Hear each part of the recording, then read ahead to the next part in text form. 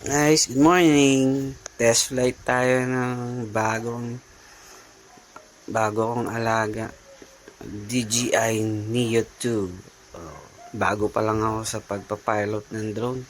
Kaya pagpasensyahan nyo na kung kamote pa. Ito nga pala, iniikot namin yung buong PB5 kaso malakas yung hangin. Nag-a-alert yung controller. Strong wind daw, kaya baka bumagsak, kaya maya gawin ko na. Pero anyway, tinuloy ko pa rin.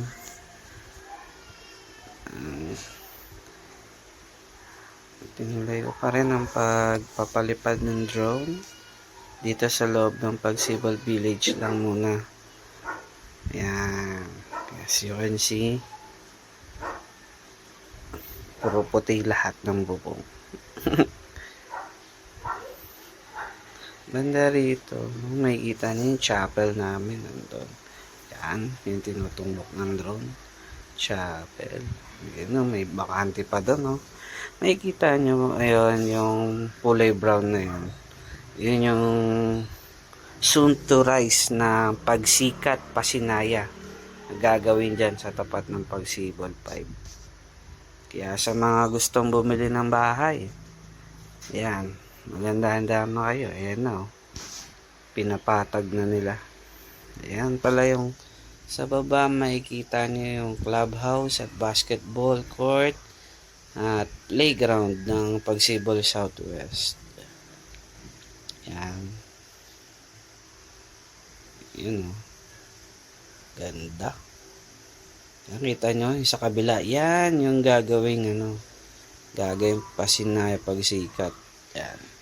Malapit lang sila sa sa Fortune King SM Hypermarket. Yan, oh. Ito na, pinuntahan ng drone yung amenities ng Pagsibol 5. Yan yung court. Ito yung clubhouse. Yung gate 1. Kala ko gagawin swimming pool yan.